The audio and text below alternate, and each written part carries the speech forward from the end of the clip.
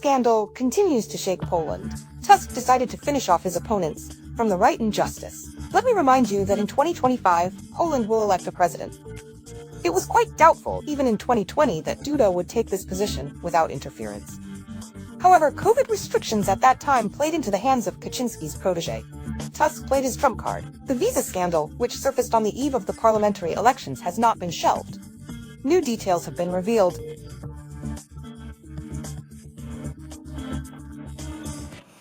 We confirm that especially from 2018 to 2023, the Ministry of Foreign Affairs lost control over the visa system, introducing so-called simplified procedures or priority paths. We confirm that, unfortunately, illegal pressure was scandalously used against Polish consuls to increase the issuance of visas to those who, as the inspectors emphasized, should not always receive them. After the change of power in Poland, a commission was created to investigate the crimes of the so-called Visa Mafia. It turned out that the Ministry of Foreign Affairs pressured consular departments, and visas were issued to anyone willing to pay off the corrupt officials. Kickbacks were passed to Edgar Kobas, the right-hand man of Deputy Foreign Minister Piotr Wawrzyk. For each such visa, Wawrzyk, the oversight body suggests, received $5,000. Kobas, by the way, confessed.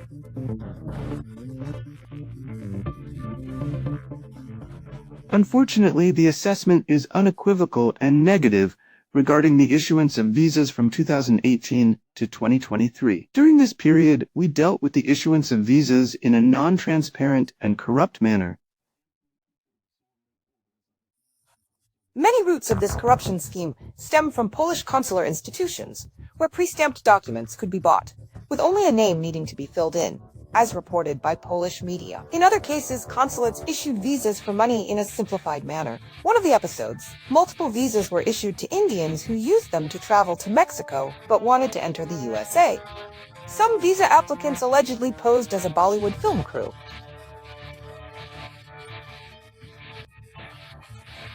Such schemes operated worldwide with particular persistence in Africa and Asia. For a generous fee, one could buy a ticket to the Western world.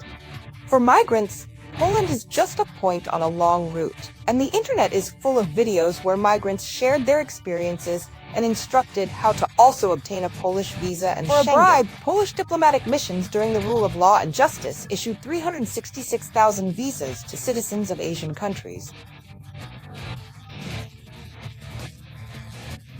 This was a river flowing into Poland, people whom no one checked. 366,000 is more than the population of the city of Lublin. And now let's go back to 2021. The Visa Mafia is in full swing worldwide. This is the Commission's conclusion. Polish visas, which open doors to the Schengen zone, are handed out left and right by party and ministerial comrades from Law and Justice. The visa will cost a pretty penny, but you can get it in just a couple of days. Who are these people? Did they get visas, or were they just scammed at these Polish consulates? Today, it is known that we are talking about million-dollar bribes, although much more.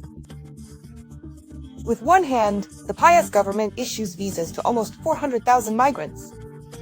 With the other, they drive these people away with water cannons and batons. By the way, they are not hundreds of thousands, and Belarus is accused of hybrid warfare and sanctions packages are introduced. Meanwhile, Duda declares that only Poland will protect Europe from the influx of illegals. But no, still, at this time, they issue visas to almost 400,000 migrants who will then scatter across Europe. And then the construction of the fence begins. The very great one that will cost the Polish budget a pretty penny. Perhaps this is indeed the scam of the century. Now, the Tusk government says they will take control of every foreigner, as more than 6 million such visas have been issued.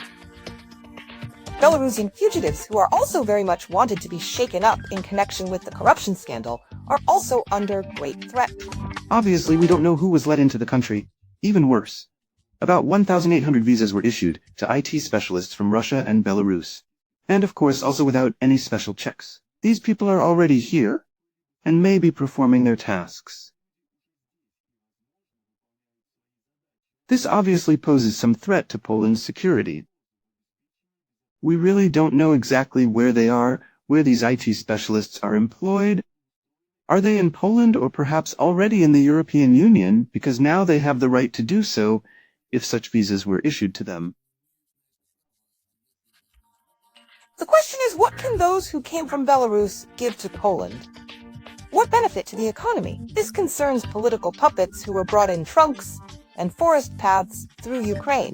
They have already taken up the Polish card. They promised to check how legitimately the fugitives received humanitarian visas and asylum.